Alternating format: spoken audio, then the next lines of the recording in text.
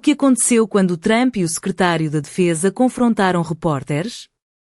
O Presidente discute a destruição do local nuclear do Irão e as imprecisões da mídia. Here we go. Here's another one. Hello, sir. Thank you very We got them all today. Okay. So, Mr. President, you talked about expecting some on-the-ground assessments at Fordow and other sites. Now Is that Israeli and U.S.? It's been obliterated, Kelly. It's been What is your message then, sir, to the intelligence community when they present reports? You're not disputing the DIA report. You're just... They presented a report that wasn't finished. We're talking about something that took place 3 days ago. I understand that, sir. The report was done 2 days ago. Wait a minute. Yes. They didn't see it. All they can do is take a guess. Now, if you take a look at the pictures, if you take a look how it's all blackened, you know the fire and brimstone is all underground because it's granite and it's all underground. You don't show it. But even there, with all of that being said, the whole area for 75 yards around the hole where it hit is black with fire. The group that's run by this gentleman, in fact, you may want to talk about it for a second because we're going to issue a report. And I think it's not even a very exciting report at this point. It's been obliterated, totally obliterated. And they did a report, but it was like, if you look at the dates, it's just a few days after it happened. Sir. So they didn't see it. They said it may be very severe. Understood. Do you have a message for the intelligence community, though, in terms of unvarnished information getting to you, that it's not... I don't really have a message. I would say issue the report when you know what happened. I wouldn't say that it could be severe or maybe not. They use the word severe. It could be severe or maybe it's not. And so people like you picked up and said, oh, it's not severe. No, the report was not a complete report. Yeah, the message was probably wait till you know the answer before you... And sir, did you not have a public component to your Zelensky meeting for a tactical reason with President Putin? Let him answer this one. Hello, Mr. Secretary. Yeah. There's a reason the president calls out fake news for what it is. These pilots, these refuelers, these fighters, these air defenders, the skill and the courage it took to go into enemy territory flying 36 hours on behalf of the American people and the world to take out a nuclear program is beyond what anyone in this audience can fathom.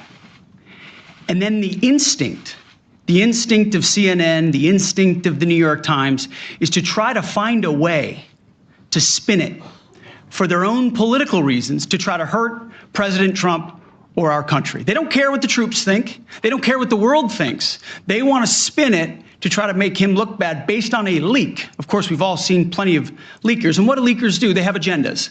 And what do? Do they share the whole information or just the part that they want to introduce? And when they introduce that preliminary report that's deemed to be a low assessment, you know what a low assessment means? Low confidence in the data in that report. And why is there low confidence? Because all of the evidence of what was just bombed by 12 30,000-pound bombs is buried under a mountain, devastated and obliterated.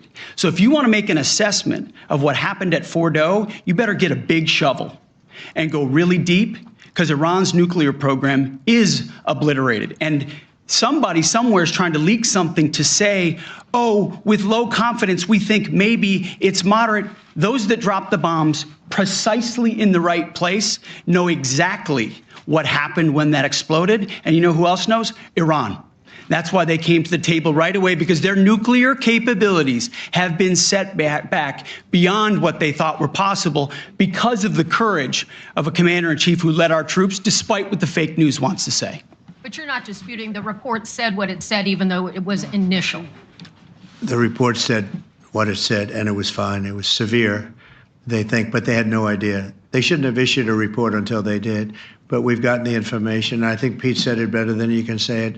And, you know, you should be proud, you, especially you, should be proud of those pilots, and you shouldn't be trying to demean them. No, those pilots flew at great risk, a big chance that they'd never come back home and see their husbands or their wives. Let me just tell you, you and NBC, fake news, which is one of the worst, and CNN, New York Times, are all bad. They're sick. There's something wrong with them. But you know what? You should be praising those people instead of trying to find some. By getting me, by trying to go and get me, You're hurting those people. They were devastated. You know, I got a call from Missouri, great state, that I won 3 times by a lot. And I got a call that the pilots and the people on the plane were devastated because they were trying to minimize the attack. And they all said it was hit. But we don't think it was really maybe hit that badly. And they were devastated. They put their lives on the line, and then they have, and I'm not referring to you, but real scum come out and write reports that are as negative as they could possibly be. It should be the opposite. You should make them heroes and heroines. You should make them really people that they were so devastated when they heard this news. And you know what they said? One of them, I spoke to one of them, said, "Sir, we hit the site. It was perfect. It was dead on." Because they don't understand fake news, because they have a normal life, except they have to fly very big, very fast planes. But it's a shame. You should be making them heroes. All right, in the back.